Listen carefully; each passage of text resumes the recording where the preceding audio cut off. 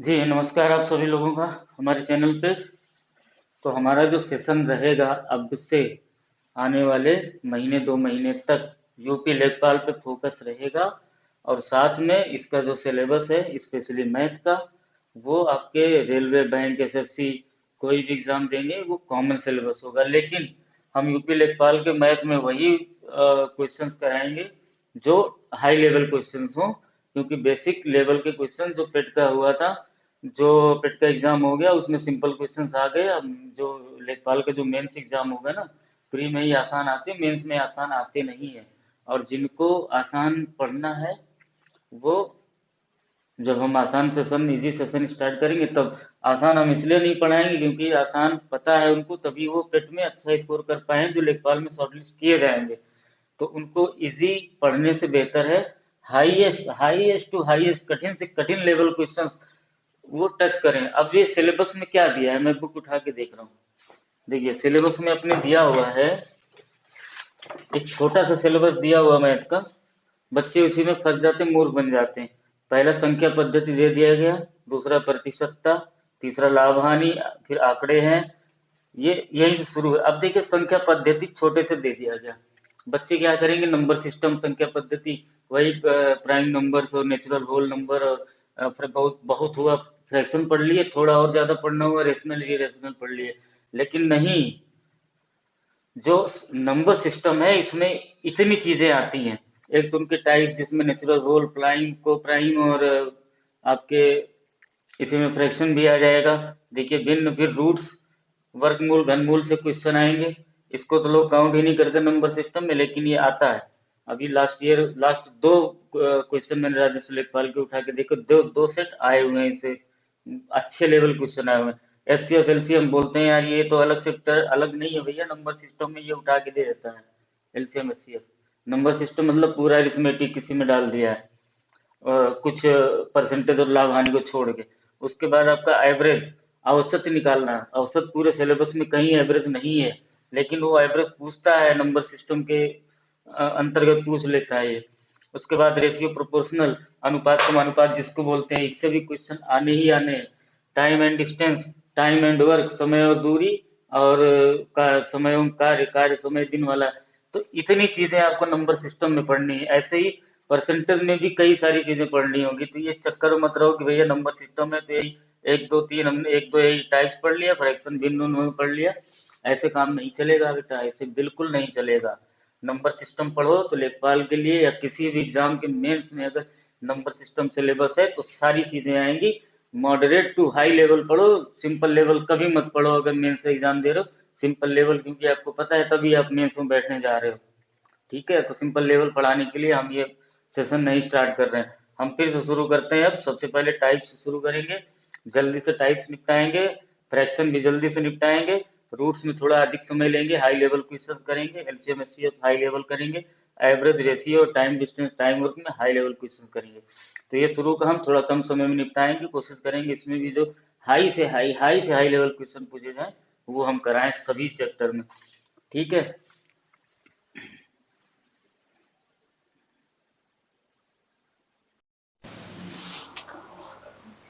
जी, संख्या पद्धति का जो पहला था, टाइप्स, कितने टाइप से नंबर्स होते हैं जल्दी जल्दी देख लेते हैं।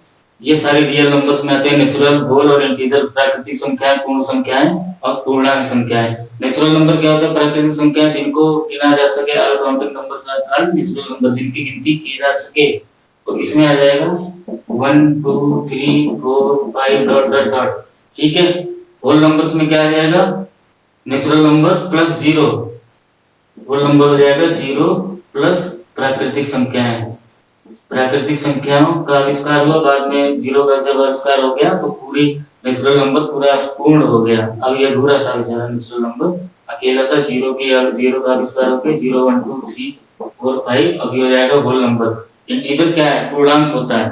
पूर्णांक नेचुरल नंबर जो होते हैं वो सारे इंटीजर्स में आते हैं, लेकिन इंटीजर्स में और भी चीजें आती है जो बताते हैं। इंटीजर में आप देख लीजिए, इंटीजर का थोड़ा कॉन्सेप्ट बड़ा है। -4 -3 -2 -1 0 1 2 3 4 5 डॉट डॉट डॉट, इधर भी। हमने ये क्यों लिखा, -4 से शुरू किया, -3 किया, क्योंकि जीरो में इधर जाएंगे तो माइनस बढ़ता हुआ जाएगा। -1 -2 -3 ये गलत हो जाएगा, इस तरह भी फंसाता है एग्जाम में। 0 के बाद इधर पॉजिटिव जाएगा। अब देखिए ये इंटीजर हो गया। अब इंटीजर में कई चीजें होती है, एक ना 0 के बाद वाला ये पॉजिटिव इंटीजर हो जाएगा, ये इनका नेगेटिव इंटीजर हो जाएगा। जल्दी जल्दी, माइनस वाले इंटीजर नेगेटिव है और ये पॉजिटिव, और 0 क्या है, ना तो नेगेटिव है ना तो पॉजिटिव। और एग्जाम में क्या पूछता है ध्यान देना, नॉन नेगेटिव इंटीजर दे देगा, 4 ऑप्शन नीचे पूछेगा। नॉन नेगेटिव मतलब कौन सा इंटीजर जो नेगेटिव नहीं है, नॉन पॉजिटिव इंटीजर पूछ लेगा, कौन सा इंटीजर है जो पॉजिटिव नहीं है। अब बच्चे कहेंगे नॉन नेगेटिव में जो नेगेटिव नहीं है पॉजिटिव वाला होगा, तो पॉजिटिव वाला टिक मार देंगे, 1 2 3 4 डॉट डॉट डॉट हो जाएगा गलत, क्योंकि नॉन नेगेटिव में 0 भी आएगा। 0 ना नेगेटिव है ना पॉजिटिव, यही नॉन पॉजिटिव में भी 0 -1 0 -4 -3 -2 -1 ये आ जाएगा। ठीक है, 0 दोनों में रहेगा, नॉन नेगेटिव में भी और 0 नॉन पॉजिटिव में भी रहेगा। ये 3 चीजें हो गई। उसके बाद हम कराते हैं ऑड और इवन नंबर। ऑड इवन पता ही है, इसमें ज्यादा इवन में और ऑड में जो 2 से डिवाइड हो वो इवन होता है, और 2 से ना डिवाइड हो वो ऑड होता है। इसमें समय खराब नहीं करना है सीधी सीधी चीजों में। अब थोड़ा सा हम प्राइम नंबर से फोकस करेंगे, फ्रैक्शन पे करेंगे, और सबसे ज्यादा जो है रेशनल और इरेशनल पे करेंगे। ठीक है, अब प्राइम करते हैं, देखते हैं।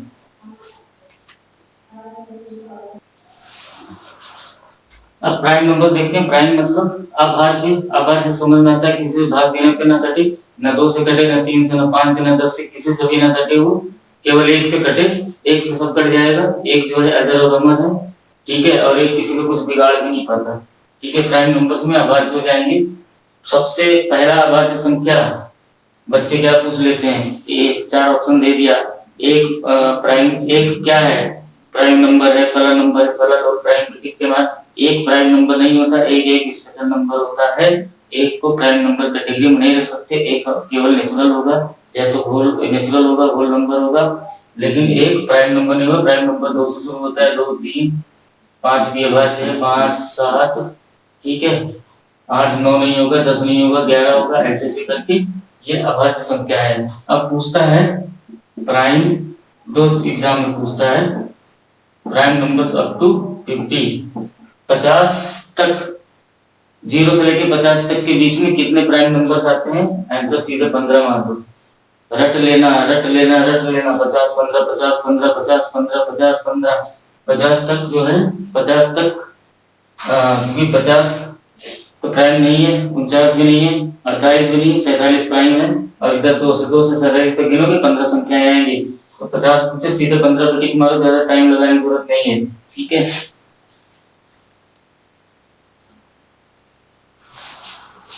फिर पूछता है प्राइम नंबर्स अप टू 100 तक पूछ लिया। ठीक है, 50 तक 15 था, 100 तक 25 होता है। यहाँ ध्यान दीजिएगा, 100 25 100 25 100 25 रख लीजिए, 50 15 50 15 50 15 रख लीजिए।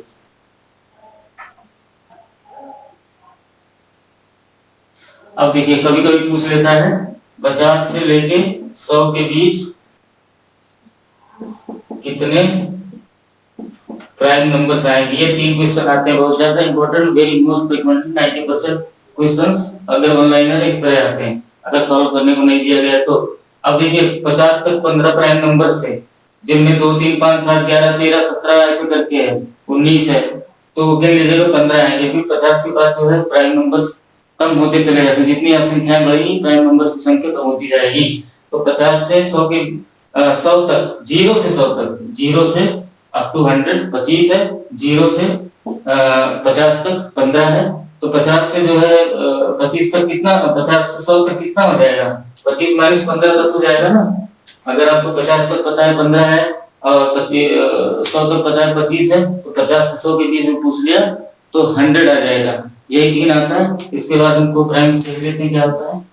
को प्राइम्स ये जल्दी थोड़ा लेके चलेंगे क्योंकि अभी कठिन प्रश्न करने से अभाज्य, 2 ऐसी संख्याओं का जोड़ा है, 2 ऐसी संख्याओं का जोड़ा जो आपस में, जिनका आपस में कोई भी गुणनखंड कुछ भी कॉमन ना हो, 2 ऐसी संख्याएं जिनका आपस में कोई भी संबंध ना हो, 2 एक दूसरे में आप सीधे समझ लीजिए, दो ऐसी संख्याएं जो दोनों खुद भी अभाज्य हो, खुद भी प्राइम हो, ठीक है, और खुद प्राइम होंगी तो उनका आपस में कोई रिलेशन भी नहीं होगा, तो उनका हाईएस्ट कॉमन फैक्टर भी एचसीएफ भी 1 आएगा। तो एचसीएफ में जब बताएंगे तो इससे क्वेश्चन पूछते हैं कि दो संख्याओं का एलसीएम, दो को प्राइम्स का एलसीएम इतना है और उसमें से एक संख्या ये है, तो दूसरी संख्या निकालिए, तो उसका एचसीएफ हमें पता है 1 होता है। जैसे आप देख लीजिए सहभाज्य का एग्जांपल देख लीजिए, 1 2 ले लीजिए, 5 ये सहभाज्य हुए, 9 नहीं 13 और 17 सहभाज्य हुए,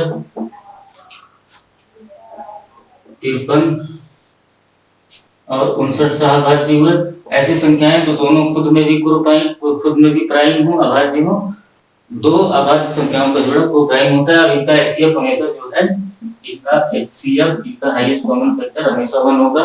ये हमेशा याद रखिए, ये बहुत क्वेश्चन पूछा गया है कि को प्राइम संख्याओं का एचसीएफ क्या होता है, 0 1 2 3 ऐसे कुछ देते हैं, एचसीएफ 1 होगा। एचसीएफ 1 इसलिए होगा इन दोनों के बीच में कोई भी पेयर उठा लो तो प्राइम्स का हाईएस्ट कॉमन फैक्टर, इनमें कॉमन कुछ है ही नहीं, कोई फैक्टर कॉमन है ही नहीं, तो जहां कुछ नहीं होता है, जिसका कोई नहीं होता उसका 1 होता है, तो एक कॉमन फैक्टर 1 ही होगा, ये 1 से ही कटेंगे, ठीक है। 2 भी 1 से कटेगा, 5 भी 1 से कटेगा, 13 भी 1 से कटेगा, 17 भी आपस में 1 से कटेंगे, एचसीएफ 1 होगा। ये आगे जब एचसीएफ एलसीएम कराएंगे इससे रिलेटेड बहुत क्वेश्चन हाई लेवल के क्वेश्चन बने हुए हैं जो एग्जाम में कराएंगे। हमारा नंबर आता है अगला, प्राइम नंबर का टेस्ट करना, दे दिया 4 डिजिट का नंबर वही था, कैसे पता करोगे प्राइम नंबर टेस्ट, लगोगे करने, भाग देने, 2 से दोगे, 3 से दोगे, 5 से दोगे, फिर जो है 4 क्या नाम है आप 7 से दोगे, 8 से डिवाइड, ऐसे थोड़ी होता है। मैं प्राइम नंबर टेस्ट बताता हूँ, उसके लिए डिविजिबिलिटी रूल्स है 5-6, वो देख लीजिए, बहुत इंपॉर्टेंट।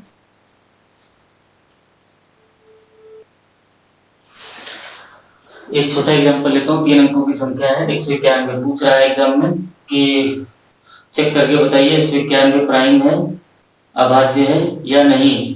तो ये तो छोटी संख्या है, फिर भी डिवाइड करोगे यार फंस जाओगे, परेशान हो जाओगे, टाइम वेस्ट होगा, टाइम कम है। 191 इसका एक तरीका देख लीजिए आप, 191 का ऐसी कोई संख्या ढूंढिए, ऐसी संख्या जिसका वर्ग 191 से जस्ट अधिक हो।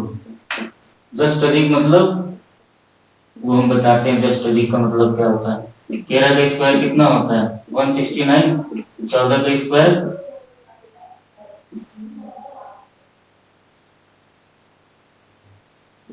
196, हमारे ख्याल से यही होता है। हाँ अब देखिए 13 का स्क्वायर 169, 191 से कम है, 14 का स्क्वायर 196, तो 196 जस्ट अधिक है। ये नहीं कि हम 15 का स्क्वायर ले लिए 225, 16 का स्क्वायर ले लिए जो है 256, ऐसा नहीं करना है, जस्ट अधिक जो हो। इस केस में हम सीधे 13 का स्क्वायर पहले किए तो 169 आया, तो उससे कम है तो जस्ट अधिक 14 का स्क्वायर आ रहा है, तो 14 का square is greater than under root 191। 191 का वर्गमूल जो है वो क्या है, 14 का स्क्वायर नहीं 14, 14 is greater than under root 191।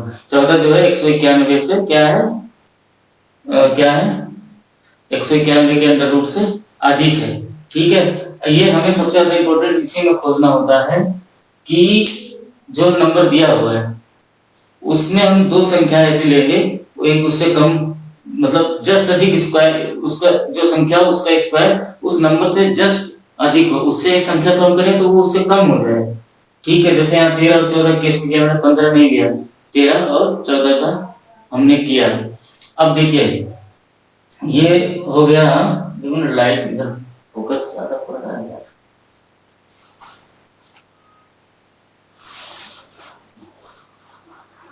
ठीक है 14 आया। अब हमें पता चला 13 का स्क्वायर करने पे ये इससे कम आता, तो 14 का स्क्वायर किए जो भैया इससे जस्ट अधिक आया। जस्ट अधिक मतलब तुरंत अधिक, ज्यादा अधिक ना हो, तुरंत अधिक कि उससे एक संख्या भी कम करेगा पूर्णांक में तो वो उससे कम हो जाए। अब देखिए 14 से नीचे प्राइम नंबर्स बिलो 14। अब 14 से नीचे कितने प्राइम नंबर है, 2 3 5 7 9 तो होगा नहीं, 10 भी नहीं होगा, 11 और 13, ये इतने प्राइम नंबर्स आए।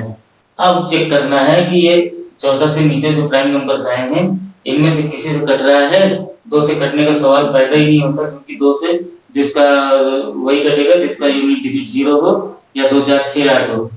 3 से देख लेते हैं। 3 5 15 4 19 नहीं कटा। 3 7 18 1 19 11 नहीं कटा। 5 से कट ही नहीं सकता, लास्ट में 5 से 0 होना चाहिए यूनिट में। 7 से 7 दूनी 14 और 5 19 51 नहीं कटा। 11 से 11 क्यों 11 81 नहीं कटा। 13 6 18 13 7 13 104 13 कम चलिए 13 कम 13 19 13 से भी नहीं कटा, मतलब ये प्राइम है। यस, ठीक है, ये टेस्ट करने का तरीका था। और उसके बाद एक तरीका और हम एक और एग्जांपल ले लेते हैं।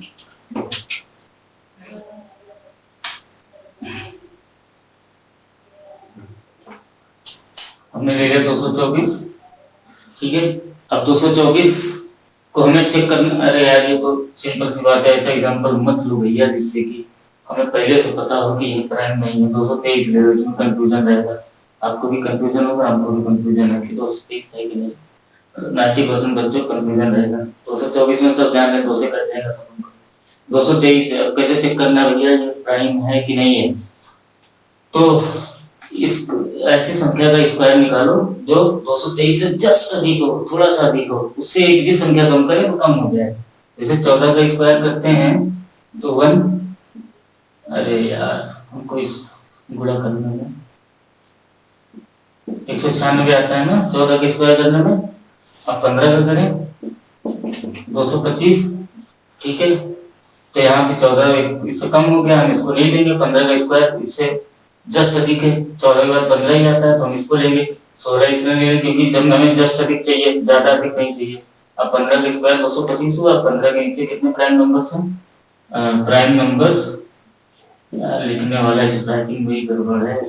प्राइम नंबर्स अप टू 15 कितने हैं 15 से नीचे?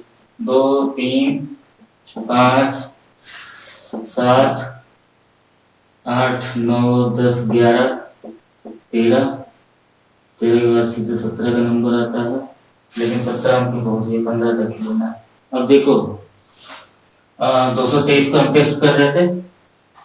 15 से नीचे जितने भी हमने प्राइम नंबर से लेना है, उससे नीचे वाले, नॉन प्राइम नहीं। 2 से कट नहीं सकता ये, लास्ट में 3 है। 3 7 21 3 से भी नहीं कटेगा। 5 से कट ही नहीं सकता। 7 से 7 7 21 7 13 7 से भी नहीं कटेगा। 11 दूनी 22 11 से भी नहीं कटेगा।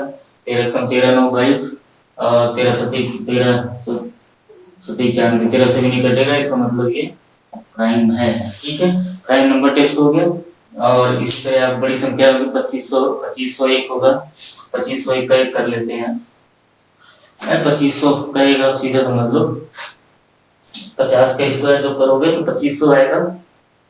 तो 2501 का आप टेस्ट कर रहे हैं तो 51 का स्क्वायर करके देखेंगे, फिर 51 से नीचे जितने प्राइम नंबर्स आएंगे उससे चेक करके देख लेंगे, ठीक है। हालांकि ये छोटे छोटे एग्जांपल पूछते हैं, जैसे जो भी 2 एग्जांपल दिए हम दोनों एग्जाम में आ चुके हैं, यूपी अधीनस्थ के एग्जाम में, इसलिए हमने दोनों एग्जांपल लिए। अब हम डिविजिबिलिटी रूल चेक करेंगे, बहुत ज्यादा जरूरी है। 2 का आपको पता है और 5 का भी आपको पता है। 2 और 5 का हम बताने भी नहीं वाले हैं, और हम बताएंगे 3 का और 4 का बताएंगे और 6 का बताएंगे, 8 का बताएंगे और 9 का 11 का बताएंगे। 2 और 5 का सबको पता है, लास्ट में यूनिट डिजिट 0 हो या 2 4 6 8 हो तो कट जाएगा। 5 का पता है 0 या 5 यूनिट में तो कट जाएगा। अब हम शुरू करते हैं कहानी डिविजिबिलिटी चेक। डिविजिबिलिटी चेक नहीं, डिविजिबिलिटी रूल दे दिया कोई बड़ी संख्या 5 डिजिट का 10 डिजिट का, अभी दिखाएंगे 12 डिजिट का नंबर। डिविजिबिलिटी रूल दे दिया, 12 डिजिट का नंबर पूछा भैया 11 से डिवाइड होगा कि नहीं। आप परेशान कि भैया तो 1,75,20,75,00,000 जो है, उसके बाद 20,251 है, इसको पूछ रहा है 11 से कटेगा तो नहीं कटेगा। लास्ट में 1 तो है, लेकिन जरूर थोड़ी कटेगा। फिर उसमें क्या है, ऑड प्लेसेस के नंबर जोड़ लो, इवन प्लेसेस के नंबर जोड़ लो, दोनों का अंतर निकालो, 11 से कट जाएगा तो पूरी संख्या कट जाएगी। इसी तरह पूरा रूल हम बता रहे हैं आपको। चलिए देखते हैं।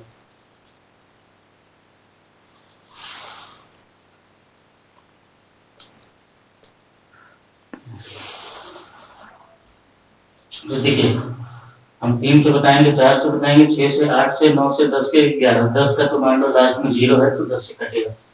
1 2 3 4 5 6, यही 6 इंपॉर्टेंट है। इनका पूछता भी है, 2 का नहीं पूछता, 5 का नहीं पूछता, 10 का नहीं पूछता। 3 से कौन सी संख्या डिवाइड होगी? सम इज डिविजिबल, जो संख्या दी हुई है उसके अंकों को जोड़ लीजिए, अगर वो 3 से कट जाए तो 3 से डिविजिबल है। 4 से लास्ट 2 जो संख्या दी हुई है उसके आखिरी के 2 डिजिट अगर 4 से कट जाए तो डिविजिबल है। 3 और 4 को पहले देखते हैं।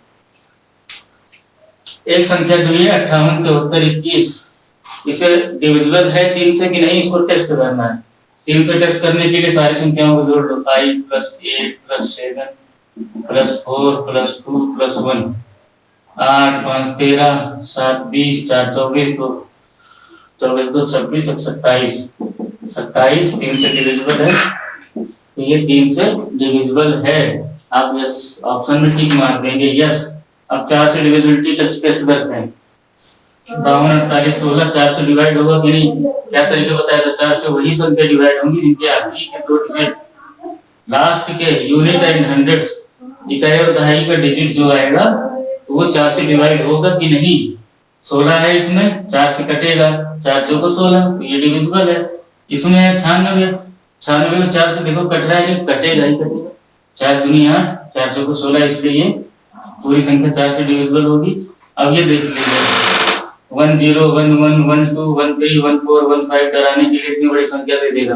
पूछेगा is divisible by 4, is divisible by option दे दिया 4 3 1 या 4 3 या कुछ और भी दे दिया, 19 दे दिया, 17 दे दिया, ऐसे देगा जिसमें आप कंफ्यूज रहोगे। एक ही ऑप्शन सही होगा।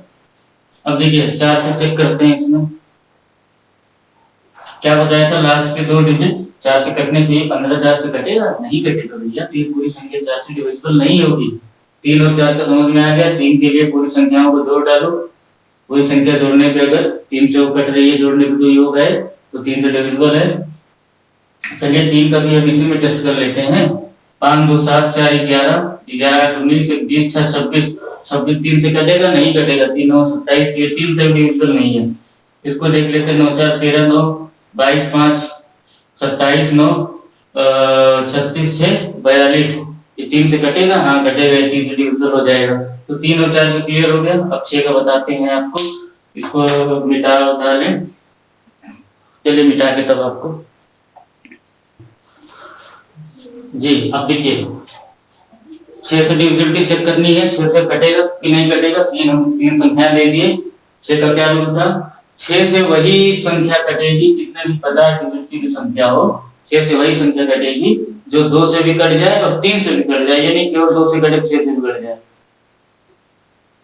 6 का गुणनखंड 2 और 3 होता है, यूनिक है, दोनों अभाज्य हैं, दोनों प्राइम है, इसलिए 2 और 3 दोनों से कटेगा तभी 6 से डिविजिबल होगा। ये साफ है, 2 से कट जाएगा तो 2 पे इसको हम यस टिक मार दें। 3 से चेक करते हैं। 3 3 करो, 3 2 6 3 6 7 3 चौको 12, 2 बचा, 3 8 24, 1 बचा, 3 5 15, 1 बचा, 3 चौको 12, 3 से भी कट गया, मतलब ये 3 से इसका काम 2 और 3 दोनों से कट रहा है, इसलिए 6 से भी डिविजिबल होगा। ठीक है। अब इसको देखिए 62 था, एक संख्या बढ़ गई 63, तो ये 2 से तो कटेगा ही नहीं, वो एक संख्या बढ़ने छोड़िए, तो 2 से नहीं कटा तो आप छोड़ दीजिए। ऐसे एग्जाम्पल आएंगे तो पहले 2 से ही नहीं कटेगा, आपको टाइम फिर 3 से चेक करने की जरूरत क्या है। अगर थोड़ी ही जब 2 से नहीं डिवाइड हो रहा है, आपको 7 दिख रहा है, यूनिट 3 है, 2 से कटेगा नहीं, तो 3 से क्यों समय बर्बाद करें। ऐसे ही क्वेश्चन देते हैं एग्जाम में इस टाइप के। ये 5 है, 2 से कटेगा नहीं? कटेगा। जब 2 से नहीं कटेगा, 3 से कटेगा ना कटे, हमें फर्क नहीं पड़ता, हमें पहले वही चेक करना है। अगर 2 से डिवाइड हो रहा है तभी 3 से चेक करेंगे, 2 से अगर डिवाइड नहीं हो रहा है तो 3 से चेक करने की जरूरत नहीं है, 6 से भी डिविजिबल नहीं होगा। अब 8 का चेक करते हैं। ये सारे एग्जाम्पल परीक्षाओं में आए हुए हैं, एक आध एग्जाम्पल हम और थोड़ा सा आपको और अच्छी तरह समझ में आ जाए, कंपैरिजन पॉइंट ऑफ व्यू से हम आपको बता देते हैं। बाकी जो परीक्षाओं में आते हैं हम प्रश्न वही कराते हैं।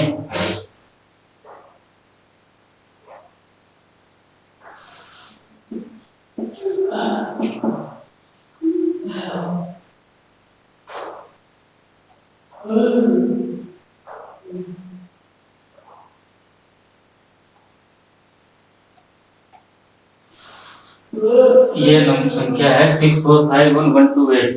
8 का क्या रूल है? लास्ट 3 डिजिट से जो बड़ी संख्या है वो 8 से डिवाइड होनी चाहिए। लास्ट का 3 डिजिट है क्या? लास्ट का 3 डिजिट जो है हमारी है 128। 128 को काट के देखो, 8 से 8 कम 8 4 12, 8 से 48, मतलब ये केवल आखिरी 3 डिजिट देखना है। अगर वो कट जा रहा है 8 से तो भैया पूरी संख्या 8 से कटेगी, और ऐसा नहीं हो रहा है तो नहीं कटेगी। अब दूसरा एग्जांपल देख लेते हैं। ऐसा एग्जांपल रखेंगे जो 8 से जो है कोशिश करेंगे कि ना कटे।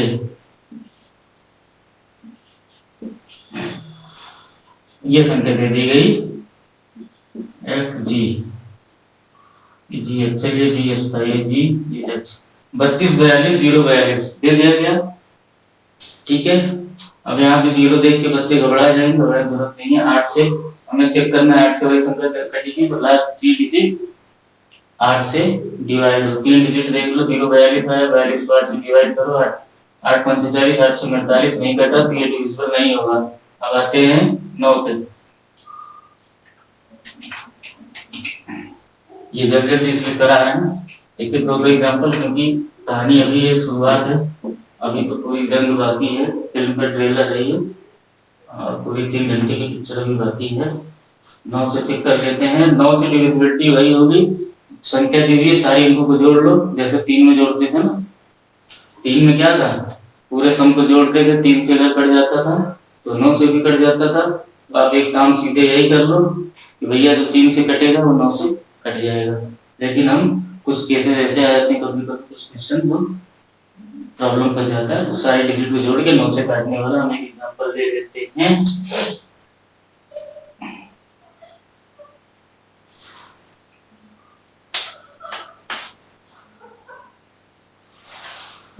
फाइव 0 4 3 2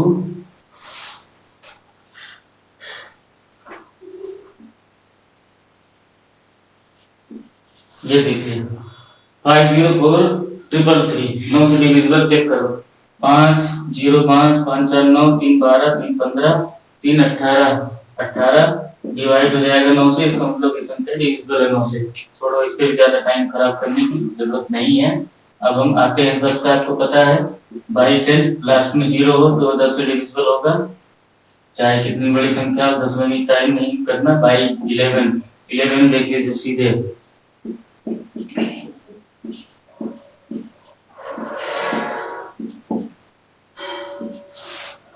बड़ी संख्या देती है, सब ज्यादा 11 से पूछा जाता है, सबसे अच्छा है, मजा आता है इसको सॉल्व करने में। अब देखिए 11 से वही संख्या डिवाइड होती हैं जिनका सम ऑफ, सम का सिग्मा हम लिख देते हैं, सम नहीं है सिग्मा छोड़ो, sigma odd minus sigma even. ये प्लेस है, ऑड प्लेस पे जो संख्या है और इवन प्लेस पे संख्या, उनका अंतर अगर 11 से डिवाइड हो तो डिवाइड हो जाए। अब इसमें देखिए ऑड इवन देख लेते हैं। इवन पे कौन सी संख्या है, और इवन इसमें खोजने में दिखा, हम लेफ्ट से चलेंगे और पहले लिख लो। हालांकि हम लिख रहे हैं लेकिन आपको एग्जाम में लिखने की जरूरत नहीं होगी, हम ऐसे थोड़ा जाके अभी निकाल दें, लेकिन हम लिख के दिखा रहे हैं। थोड़ा जिनको 11 वाला नहीं पता देख लेते हैं। 1 ये था, फिर ये दूसरा तीसरा नंबर पे भी ऑड हो गया, चौथे पांचवें नंबर पे ऑड हो गया, और छठवें सातवें नंबर वाला ऑड हो गया, 8वें 9वें नंबर वाला ऑड हो गया, 10 11 नंबर वाला ऑड हो गया।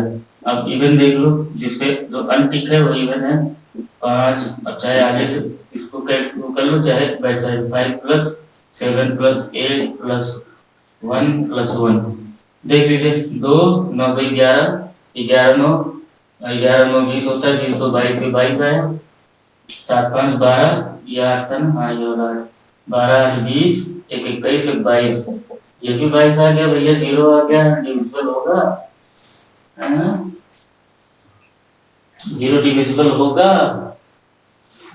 11 का क्या रूल था,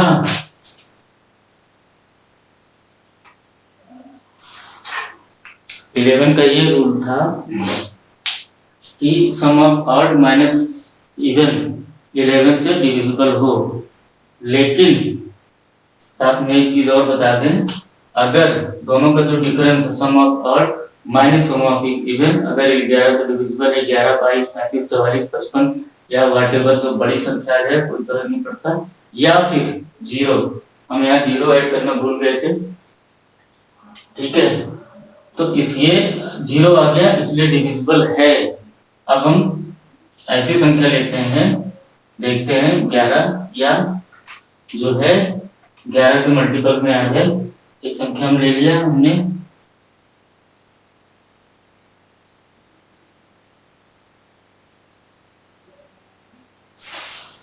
58, एग्जाम में आया है 32,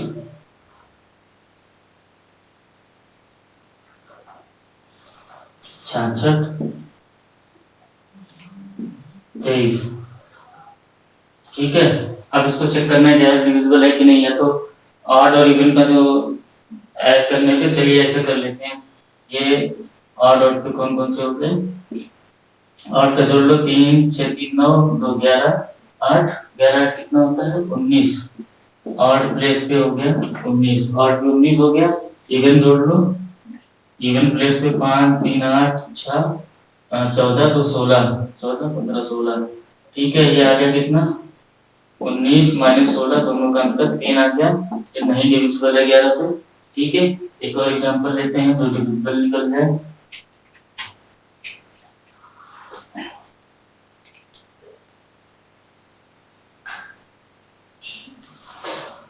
49, 23, 57, 14,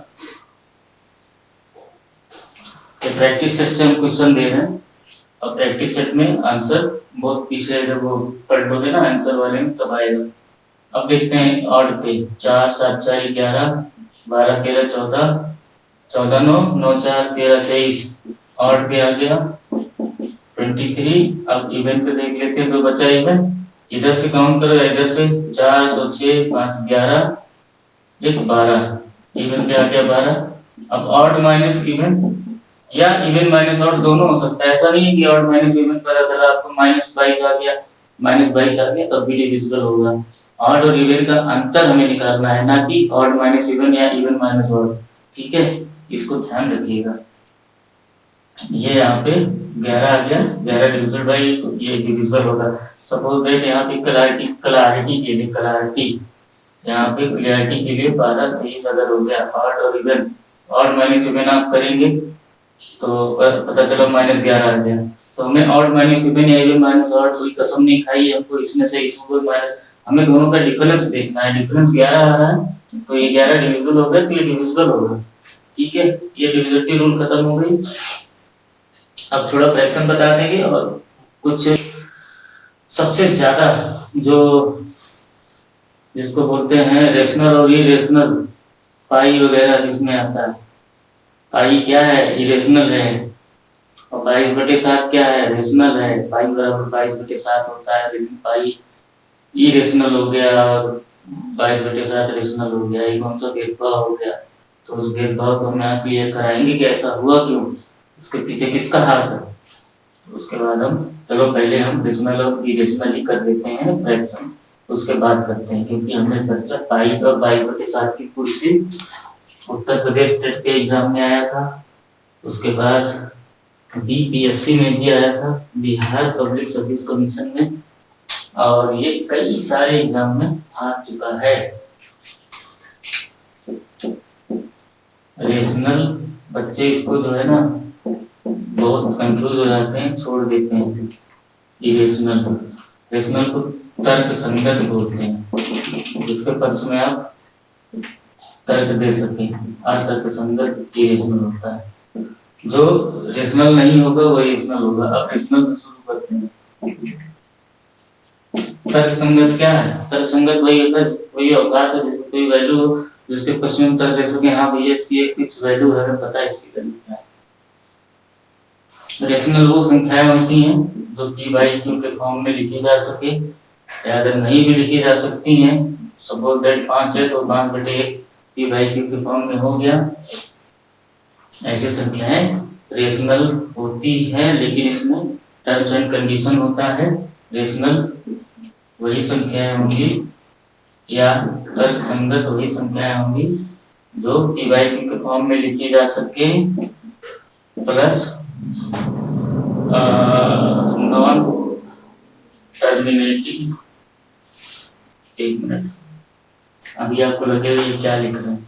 ज्यादातर लोगों को पता होगा, लेखपाल वालों को, लेकिन हो सकता है अगर ना पता हो। प्लस टर्मिनेटिंग होना चाहिए, और अगर नॉन टर्मिनेटिंग डेसिमल है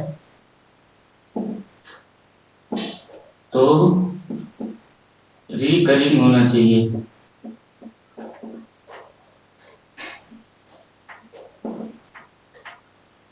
अब ये क्या है, तो सही ये क्या है, वो भी आज की चीज बता।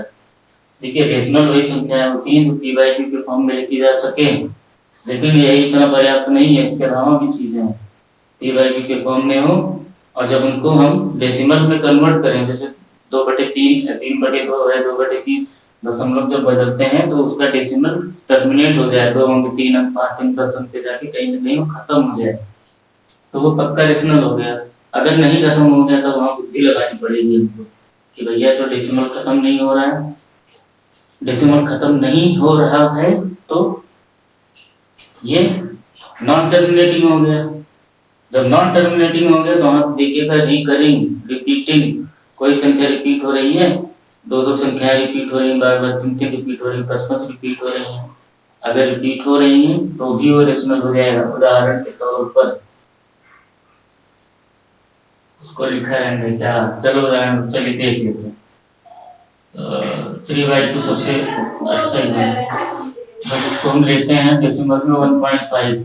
अब क्या है, पी/क्यू के फॉर्म में था, और जब डेसिमल में किए टर्मिनेटिंग 1.5 पे खत्म हो गया टर्मिनेटिंग, तो ये रेशनल हो गया। ठीक है, और एग्जांपल देखते हैं।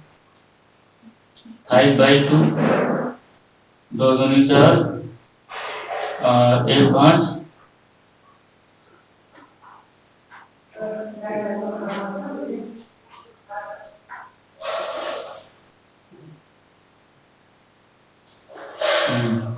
ये भी टर्मिनेटिंग हो गया। ठीक है, अब नॉन टर्मिनेटिंग वाला कुछ उदाहरण देखते हैं। नॉन टर्मिनेटिंग में सीधे आ जाइए 22/7, सबसे ज्यादा मोस्ट रेटेड एग्जांपल है ये। 22/7 को जब हम डिवाइड करते हैं, सबको पता है 3.14, इतनी कहानी सबको पता है, इसके बाद की कहानी लोगों को नहीं पता है। और अब दूसरा पाई है, लोग कहते हैं पाई बराबर 22/7 होता है। ठीक है, तो ये इरेशनल क्यों हो जाएगा, इरेशनल को आई से ये रेशनल क्यों हो जाएगा 22/7, इसको क्यू से लिखते हैं, और पाई इरेशनल क्यों हो जाएगा, इसको आई से लिखते हैं। चलिए पहले 22/7 को नहीं पढ़ते हैं और पाई को नहीं पढ़ते हैं। अब देखिए पाई 22/7 को जब हम 7 से 22 को भाग देते हैं, डेसिमल में कन्वर्ट करते हैं, सबको इतना ही पता है 3.14, इतना ही बच्चों को बताया गया है, इतना होता है। भाग देते 3.142857 14285 142, ये नॉन चलता चला जाता है 100 अंकों तक। गणितज्ञों ने मैथमेटिशियंस ने 100 डेसिमल नंबर्स तक ट्राई किया था, ये नॉन टर्मिनेटिंग था। अब देखिए नॉन टर्मिनेटिंग, अगर टर्मिनेट हो जाता तो ये रेशनल पक्का हो जाता। अब नॉन टर्मिनेटिंग हम चेक करेंगे, रिकरिंग होगा, अगर रिकरिंग होगा या नॉन रिकरिंग होगा। अगर रिकरिंग होगा तो रेशनल हो जाएगा, नॉन रिकरिंग होगा तो इरेशनल हो जाएगा। देखिए यहाँ ध्यान दीजिए, 14285 आया, फिर वही लाया हूँ वाला हाल, 14285 फिर आ गया, फिर 14285 तो जब इसको किया गया दशमलव के 100 डेसिमल पॉइंट तक, तो ये 14285 6 अंक, ये 6 अंक हर 7वीं बार पहला अंक रिपीट होता था, 8वीं बार दूसरा, 9वीं बार तीसरा, इसलिए ये 6 अंक रिकरिंग हो गए। Recurring means A set of numbers is repeating again and again. कुछ संख्याओं का वो है, समूह है जो बार बार अकर हो रहा है। अकर मतलब प्रकट अकरिंग मतलब वो दिख रहा है। तो ये नॉन टर्मिनेटिंग तो था, लेकिन चूंकि रिकरिंग है इसलिए ये 22/7 रेशनल हो गया। क्लियर? रेशनल क्यों हो गया पता चल गया। अब आगे की कहानी हम डिलीट कर देते हैं। इतना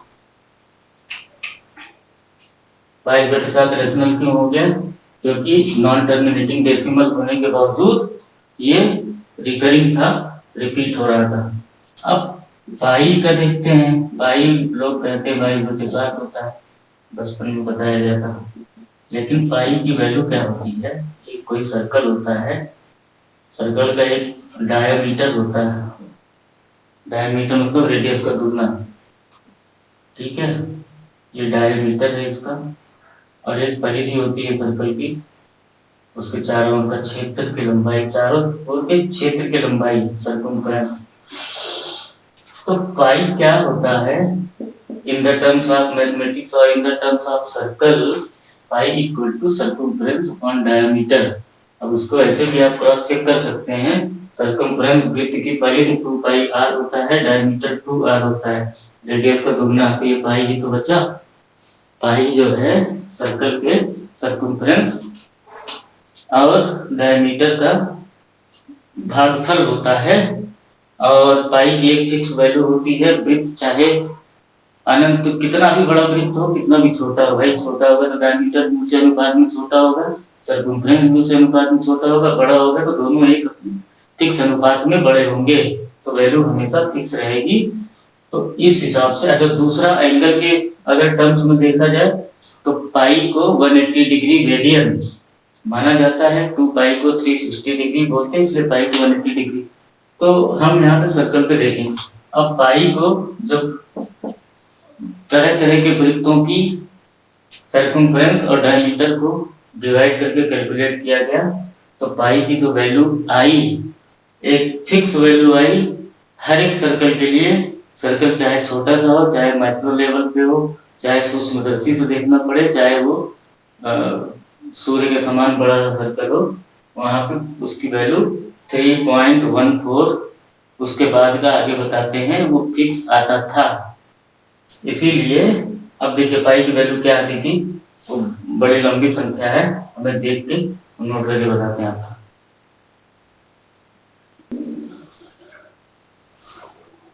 किसी भी प्रकार के सर्कल के लिए, किसी भी प्रकार के वृत्त के लिए पाई की वैल्यू हमेशा फिक्स है। वो वैल्यू है 3.141592653589793238 ये नॉन टर्मिनेटिंग, टर्मिनेट नहीं हो रहा है डेसिमल, 100 अंकों तक ट्राई किया गया, खत्म नहीं हुआ। अब पाई को 22/7 के बराबर क्यों बताया गया था हम लोग को?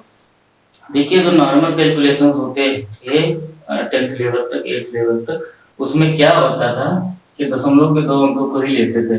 22/7 का भी 2 अंकों तक 3.14 होता था, और पाई का भी 2 अंकों तक 3.14 होता था। इसीलिए हम लोग को बता दिया गया पाई बराबर 22/7, जबकि ये गलत था। पाई बराबर 22/7 नहीं था, पाई इज इक्विवेलेंट टू 22/7। पाई 22/7 के लगभग बराबर था। अब देखिए पाई की जो 22/7 को हमने बता दिया नॉन टर्मिनेटिंग था, लेकिन यही एक्सप्रेशन क्या रिपीट हो रही थी, रिकरिंग हो रही थी, तो ये प्राइम हो गया। अब सॉरी ये रेशनल हो गया, ये इरेशनल क्यों हुआ? एक तो नॉन टर्मिनेटिंग है, ये नॉन टर्मिनेटिंग, ये डॉट डॉट डॉट इनफाइनाइट तक जा रहा है, ठीक है। ये नॉन टर्मिनेटिंग, टर्मिनेट नहीं हो रहा है, लेकिन नॉन रिकरिंग भी है, कुछ भी यहाँ पे रिपीट नहीं हो रहा है। 100 अंकों तक गणितज्ञों ने ट्राई किया, तो यहाँ पे दशमलव के बाद कोई भी संख्या वापस रिकरिंग नहीं हो रहा था। जैसे यहाँ 14285 था, ये 6 अंक तक आया, फिर 7वां अंक जो आता था दशमलव का, फिर वो पहला हो जाता था, 8वां जो आता था दूसरा हो जाता था। लेकिन यहाँ पे 50 के बाद भी रिपीट नहीं हुआ, तो ये नॉन टर्मिनेटिंग हो गया। नॉन टर्मिनेटिंग अगर हो जाता है तो उम्मीद कम हो जाती है रेशनल की, उम्मीद बचती है तब जब वो रिकरिंग हो जाए, रिपीटेटिव हो जाए, जैसे 22/7 में रिपीट हो रहा था। लेकिन यहाँ पे पाई की जो वैल्यू फिक्स वैल्यू है 3.145 ये करके इसमें एक तो नॉन टर्मिनेटिंग है, दशमलव खत्म नहीं हो रहा है, ऊपर से नॉन रिकरिंग है, ये रिपीट भी नहीं हो रहा है, तो इसलिए ये इरेशनल हो गया। अब कोई पीछे कि पाई रेशनल है तो इरेशनल तो बोल देना भैया पाई इरेशनल है। 22 क्या है, 22/7 रेशनल है। रीजन क्या है, 22/7 नॉन टर्मिनेटिंग डेसिमल है लेकिन रिकरिंग डेसिमल है, और पाई नॉन टर्मिनेटिंग डेसिमल है लेकिन नॉन रिकरिंग है। रिकरिंग और नॉन रिकरिंग का फर्क ही इसको रेशनल और इरेशनल दोनों अलग अलग बिरादरी में रख देता है, जबकि दोनों इक्विवेलेंट हैं। ठीक है, अब हम रेशनल आपको पता हो गया, एग्जांपल बताने की जरूरत नहीं है। 1/2, 3/2, 2/4 या 2/3 या 3/5, 9/11 सब रेशनल में जाएंगे। अब इरेशनल में कुछ एग्जांपल बता देते हैं, ये इम्पोर्टेंट था इसलिए थोड़ा इस पे हमने ज्यादा समय लिया। इससे मैथ्स में अगर सिलेबस में एक तो क्वेश्चन आता है। अब इरेशनल के एग्जांपल देखिए। इरेशनल में सबसे इस समय नंबर 1 पे भारत में ट्रेंड कर रहा है, सबसे ज्यादा वैल्यू इरेशनल संख्याओं में सबसे ज्यादा सम्मान मिला है इसको। इरेशनल में सबसे ज्यादा सम्मान प्राप्त किया है पाई ने, उसके बाद √2 को सम्मान मिला है, फिर √3 को सम्मान मिला है, फिर √5 को सम्मान मिला है। ऐसे जो भी अंडर रूट लगा हो या क्यूब रूट भी लगा हो, क्यूब रूट ऑफ 5 कितने भी रूट लगे हैं, अगर वो उनका रूट कोई एक पूर्णांक संख्या नहीं आती तो वो इरेशनल है। √2 का क्या आता है, पूर्णांक संख्या नहीं आती ना, वो भी नॉन टर्मिनेटिंग है लेकिन नॉन रिकरिंग आता है। 1.41 करके ना वो चलता चला जाता है, वो भी नॉन रिकरिंग नहीं आता है। √3 का 1.72 नॉन टर्मिनेटिंग जाता है, नॉन रिकरिंग रिपीट इसमें भी नहीं होता। अब ये कहिए कि भैया √4 को भी कर दो इरेशनल, तो √4 इरेशनल नहीं है, रेशनल है, क्योंकि √4 की वैल्यू 2 होती है। इसी तरह क्यूब रूट ऑफ 9 इसकी वैल्यू 3 होती है, ये भी रेशनल है। ठीक है, रेशनल मीन्स क्यूब और इरेशनल मीन्स आई। समझ में आ गया, non terminating non recurring. Under root और क्यूब रूट वाले क्वेश्चन जो जिनका कोई पूर्णांक, उनका अंडर रूट करने में पूर्णांक ना आए, क्यूब रूट करने में पूर्णांक ना आए, वो जो है इरेशनल में जाएंगे। अगर अंडर रूट 4 है, 2 हो गया, वो रेशनल हो गया, 2 मतलब 2/1। 9 का क्यूब रूट है 3, रेशनल हो गया 3/1। तो अब आपको समझ में आ गया, फ्रैक्शन में हो बट फ्रैक्शन को जब हम डेसिमल में कन्वर्ट करें तो नॉन टर्मिनेटिंग, पहले तो टर्मिनेटिंग होना चाहिए तो रेशनल हो गया। अगर नॉन टर्मिनेटिंग है तो उसमें भी कंडीशन है कि वो नॉन टर्मिनेटिंग है तो रिकरिंग कम से कम होना चाहिए, तो हम उसको रेशनल की कैटेगरी में ले लेंगे। तो जितने भी संख्याएं हैं उसमें से लगभग 1/2 जो है रेशनल मिल ही जाती है, क्योंकि रेशनल को ज़्यादा मौका दिया गया है। नॉन टर्मिनेटिंग के बाद भी उसको एक मौका दिया जाता है कि चलो भैया आप रिपीट कर रहे हो। अब देखिए कि छोटे से नैरो एग्जांपल समझा देते हैं। 22/7 में 3.14 जो ये 6 संख्याएं बार बार रिपीट हो रही है। ये ट्रेन दौड़ रही है दशमलव के बाद किसी 6 स्टेशन पे दौड़ रही है ट्रेन, लेकिन नॉन टर्मिनेटिंग है। ट्रेन टर्मिनेट नहीं हो रहा है कि हम लखनऊ से दिल्ली चले तो दिल्ली टर्मिनेट नहीं भैया, ट्रेन दिल्ली गई लेकिन दिल्ली से फिर वापस लखनऊ, फिर दिल्ली रुक नहीं रही है लेकिन रिपीट कर रहा है स्टेशन। वो 6 स्टेशन जो लखनऊ के बाद शाहजहांपुर और मुरादाबाद और ये जो भी XYZ। तो अगर एक ही उन्हीं 6 स्टेशनों पे ट्रेन या उन्हीं 5 या उन्हीं 3 स्टेशनों पे दौड़ रही है, कभी ट्रेन रुक नहीं रही है, तो उसकी वैल्यू हम निकाल सकते हैं। उन स्टेशनों के बीच की दूरी हमें पता है, उन स्टेशनों की वैल्यू पता है। लेकिन अगर कोई ट्रेन चली लखनऊ से दिल्ली पहुंची, दिल्ली से पहुंच गई और कोलकाता से फिर वो जो है कोच्चि चली गई, कोच्चि से केरला, केरला से तमिलनाडु, तमिलनाडु से पंजाब पहुंच गई, तो एक तो उसका स्टेशन खत्म नहीं हो रहा है, नॉन टर्मिनेटिंग स्टेशन है और नॉन रिकरिंग स्टेशन भी है।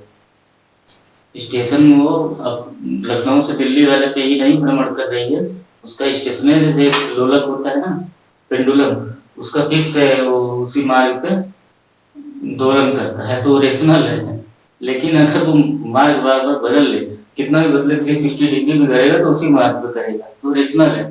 वही इसी तरह इसमें भी यहाँ हम क्या तर्क देंगे भैया, हम इसमें तर्क दे सकते हैं कि यही स्टेशन है, इसी पे तो दौड़ रही है ट्रेन, बार बार रिपीट हो रही, भले ना रुक रही हो, लेकिन चलो इसकी वैल्यू हम निकाल लेंगे जब कभी जो है पता है हमें इसी से स्टेशन की टाइम। लेकिन ये जो पाई का है इसका कुछ पता ही नहीं है, कभी इंग्लैंड प्लेन चला, कभी अमेरिका, कभी कहीं, कोई रिपीट हो नहीं आती है। इरेशनल है, मतलब अतार्किक हम तर्क नहीं दे सकते इसका, और रेशनल का तर्क हम दे सकते हैं, तर्क संगत है। अब उसके बाद कंपोजिट नंबर अलग से बताने की जरूरत नहीं, कंपोजिट नंबर वो होते हैं जो कट पिट जाए, सीधा वो प्राइम नंबर के अपोजिट होते हैं, अभाज्य के अपोजिट। कंपोजिट मतलब भाज्य होता है। यहाँ पे देखिएगा वन, एक जो था ना वो प्राइम था ना वो कंपोजिट है, एक दोनों में नहीं आएगा। दो जो है इकलौता प्राइम नंबर है जो कि इवन है। सम संख्या 4, 6, 8, 10 उसके बाद जितने भी आएंगे अनंत तक सब जो है भाज्य है, भाग कट जाएंगे किसी न किसी से, लेकिन तो ऐसी जो है सम संख्या है जो प्राइम भी है। उसी तरह कंपोजिट नंबर में 4 हो गया, 6 हो गया, 8 हो गया, 9 हो गया, ये कंपोजिट नंबर्स हो जाएंगे। ठीक है, ये हमारा जो टाइप्स थे ये हमने टाइप्स को निपटा दिया। अब देखिए वन पे बड़ा क्वेश्चन पूछता है, वन क्या है, 4 ऑप्शन दे दिया, कंपोजिट, प्राइम और एक दे दिया नेचुरल, एक कुछ और दे दिया। तो वन न कंपोजिट होता है न प्राइम होता है, वन नेचुरल होता है, वन होल नंबर होता है, वन आपका इंटीजर होता है, पूर्णांक। तो 1 + 1 है तो पॉजिटिव इंटीजर, -1 है तो नेगेटिव इंटीजर। तो हमारा इसमें डिविजिबिलिटी भी हो गई, जो टाइप पे डिविजिबिलिटी हो गई नंबर सिस्टम की। और इस पे कुछ, अब इसके बाद जो हमारा सेक्शन बी था, बी में क्या था, फ्रैक्शन